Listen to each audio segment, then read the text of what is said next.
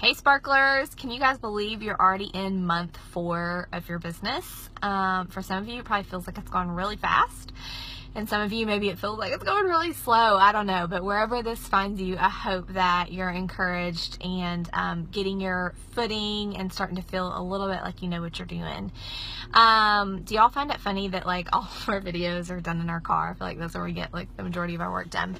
But today I want to talk to you a little bit about the difference between prospecting and recruiting. So you're going to hear those words in this business used interchangeably a lot. You may hear like, I have this prospect, or I have this recruit, or I'm in the prospecting phase or in the recruiting phase. And we kind of want y'all to know that those are two very separate phrases or separate steps in the process. Okay, so your prospecting phase, or if you're working with a prospect, that's sort of like the courting phase or the dating phase. So you're kind of identifying like, I think I like them. I think they might be a good fit. They might do good at this business. And maybe even starting to drip information, like working the guts up to ask them out on a date, or whatever the language for this would be. So sort of identifying, courting, dating. And then the recruit is in recruiting phase is more formally talking about the business and deciding that you're going to share more intimate details about like, this is what we do every day, and this is the monthly cost that you may commit to, and this is the time commitment. And so you're giving them a little bit more diving in information, and that should conclude with like a formal ask, like, would you do this with me? Will you consider jumping on my team? And so those are two very different parts. And we're going to post a video later this week that will, that Becky does a great idea of walking you through kind of a stepwise approach to identifying where people are in that process and how to move them through the process of prospecting and recruiting and getting them as a new consultant.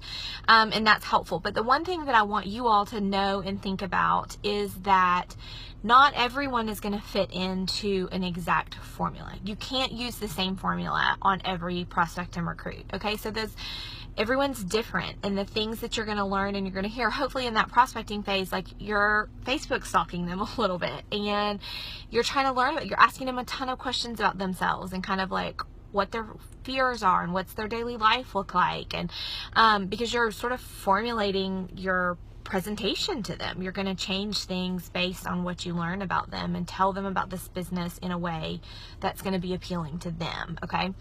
God, y'all, have you seen The Greatest Showman yet? What an insane good movie. So the showman is, you know, the circus director, and he has this grand idea, and he is starting this new circus, and he's trying to find people to be in his circus. So he's like prospecting, he's identifying them, and then he's recruiting, and he's going to these people and asking them to be in a circus. So he shows up at this one guy's house, and the mom answers the door, and it's a I don't know what the correct word is, dwarf maybe, or little person.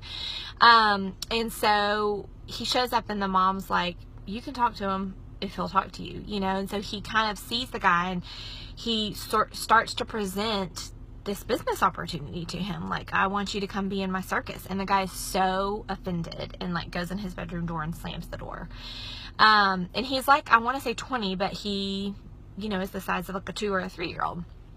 So the showman sees on the ground this like forgotten toy, and I don't even remember what the toy is, but it gives him this insight into what the guy likes. And it was something about being like a knight, or a knight that rides on a horse and has weapons and stuff. And so he knocked on his bedroom door, and he presented the same opportunity he had just said to them. He presented it completely different, and he was like, I don't want you to be a freak that everyone's going to laugh at my show. I want you to be this knight in shining armor, and you're going to have a costume, and it's going to have a red jacket, and you're going to have a sword, and the people are going to be so jealous that you're the one riding on the horse. And he just paints this totally different, beautiful picture of exactly what that guy wants to be and what he wants to accomplish. Okay, so y'all, that's what we're doing. We are changing our presentation of this business for what people need to hear. What is their pain point? What can Rodan and Fields alleviate for them? And that's how we change every single presentation, no matter where they are in the funnel. We change it so that it speaks to them and speaks their heart and their love language. So hopefully that gives you the difference, understanding the difference between prospecting and recruiting, but knowing just a little bit idea of how to approach your people, to be like that showman and find out what their thing is and what's their niche and their heartache, and present this business from that angle. And you will capture people much better, and you'll have a much wider audience when you come to talk about this business. Okay, prospecting and recruiting all week long. Stay tuned. Bye, guys.